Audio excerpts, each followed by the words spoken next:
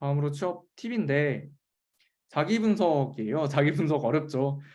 자기 분석하는 이유는 이제 캐릭터 설정이죠. 면접관이 내가 어떤 사람인지 예측 가능하도록 하기 위해서. 이제 예를 들어서 짱구가 면접에 나온다면 어떤 식으로 질문에 답변을 할까?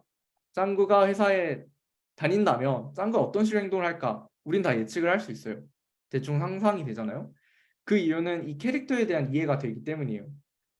그래서 면접관이 원하는 건 자기 분석을 통해서 내가 어떤 캐릭터인지 알고 싶은 거예요. 그래서 내가 어떤 캐릭터인지 설정하는 거다라고 이해하시면 되겠습니다.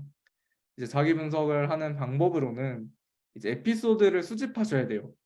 내 인생에서 이때 이런 일이 있었고 이때 이런 일이 있었다. 이런 걸 좀 정리를 하시고 그 다음에 이제 키워드를 설정하셔야 되는데 키워드 설정은 이제 장점, 쇼쇼하고 랑킹그라고 구글에 치면은 되게 쫙 나와요. 예시 가져온 거는 집중력이랑 커뮤니케이션 능력 이렇게 있는데 그럼 이제 그 키워드랑 이 에피소드랑 연결시키는 거예요. 그래서 키워드는 주장이 되고 에피소드는 근거가 될 거예요. 그래서 적용을 시키자면 저의 경우 에피소드 이제 일본 체류 경험 없이 2년 만에 일본어가 가능해졌다 하나랑 외국인과 교류하고 싶어서 한국어 교사에 도전을 했다. 이거 하나가 있었어요.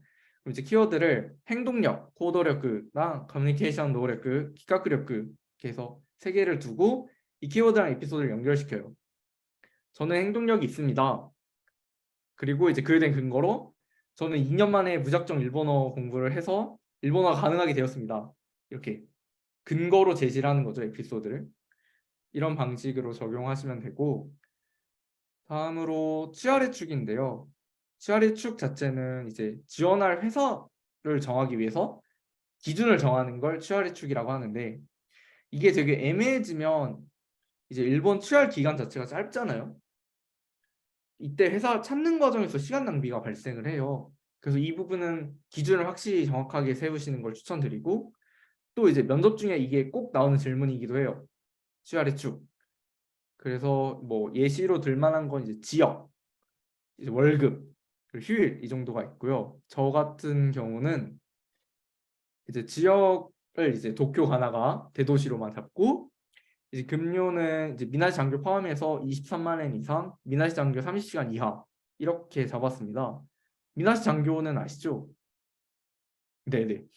그리고 휴일은 연간 120일 이상 이렇게 잡았고 이건 제 기준이었고요. 회사 찾을 때 기준이었고 이제 면접 때는 저는 자사 서비스가 있는 회사, 사업 이해가 가능한 기업이 취하의 축입니다. 그리고 이제 성장을 중시하는 기업도 취하의 축입니다. 얘기를 하고 이제 기업에 따라서 해외 진출을 하는 경우에는 글로벌한 기업이 제 취하의 축입니다라고 얘기를 했습니다.